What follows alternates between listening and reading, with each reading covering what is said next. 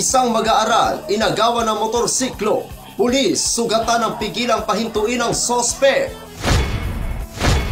Mahigit 100,000 kagamitan, ninakaw sa Libak Legislated National High School.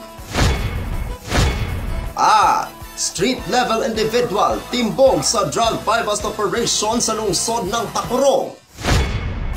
Yan ang ulo ng mga balita sa Sultan Kudarat Headliners.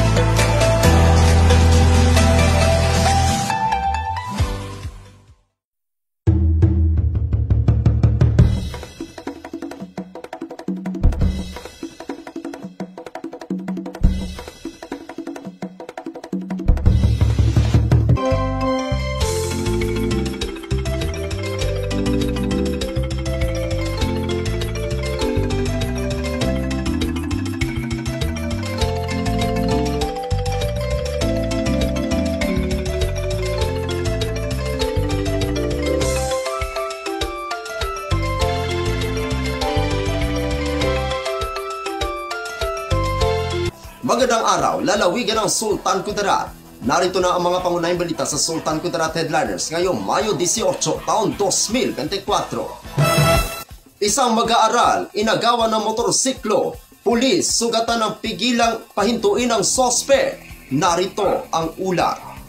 Nagpapagaling ngayon sa pagamutan ng isang pulis na nasugatan matapos mabaril ng isa sa mga motor napper suspect kaninang alas 11:30 ng umaga. Ika-18 ng Mayo taong kasalukuyan sa Paitan CPAC, Barangay Paitan, Bayan ng Esperanza, lalawigan ng Sultan Kudarat.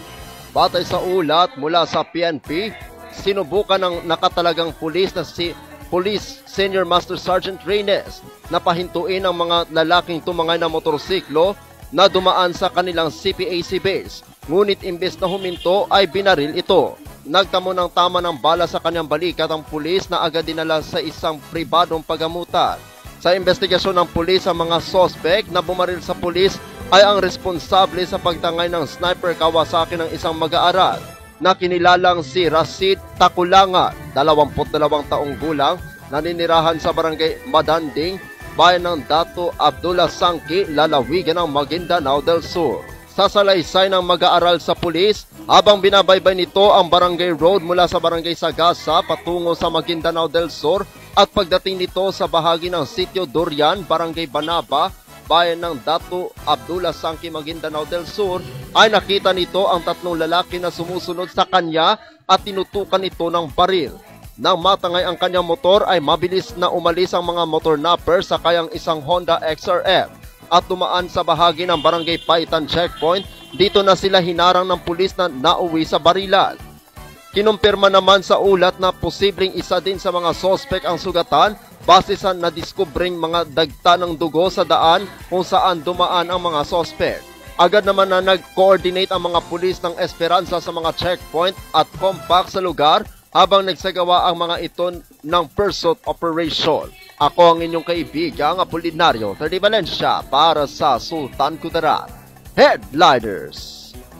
Mahigit 100,000 kagamitan, ninakaw sa Libak Legislated National High School. Narito ang ulat. Isang paaralan sa bayan ng Libak na nilooban ng di pa nakikilalang kawatan ng isang tanggapan matapos mawala ang dalawang mamahaling kamera na pagmamayari ng naturang paaralan noon lamang ika-17 ng Mayo taong kasalukuyan ng gabi.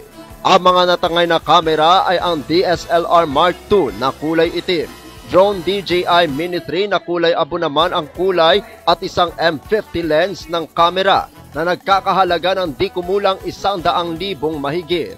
Ayon kay Mary Ann P. Aliman, punong guro ng naturang paaralan, aniya, ang mga kamerang tinangay ng kawatan ay nagmula pa sa fundraising activity ng Libak Legislated National High School.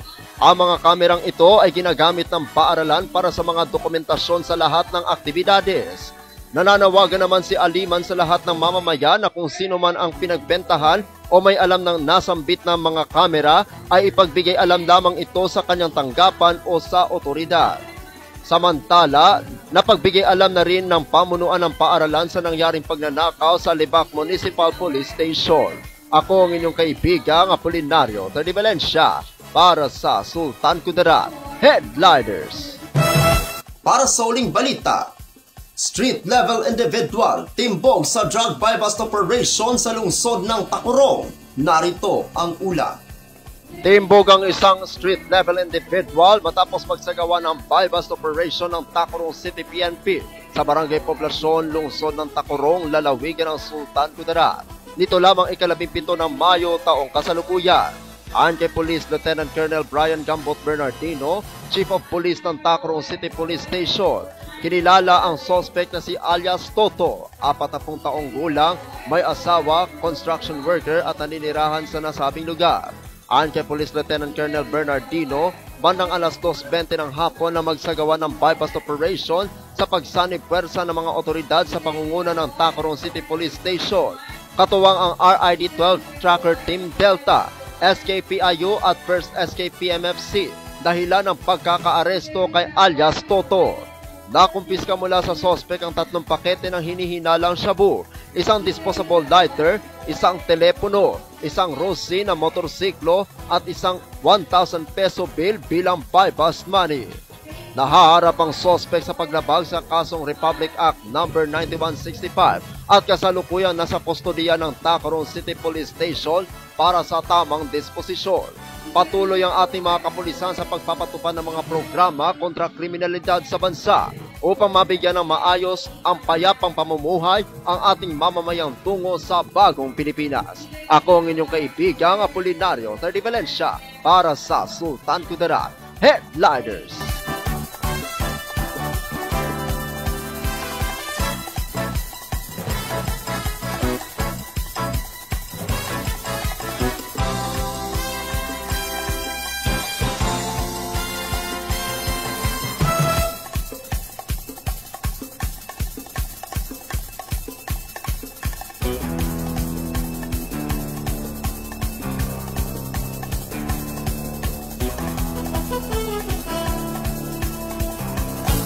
At yan ang kabuuan mga balita sa araw nito. Mga balitang kailangan ninyong malaman.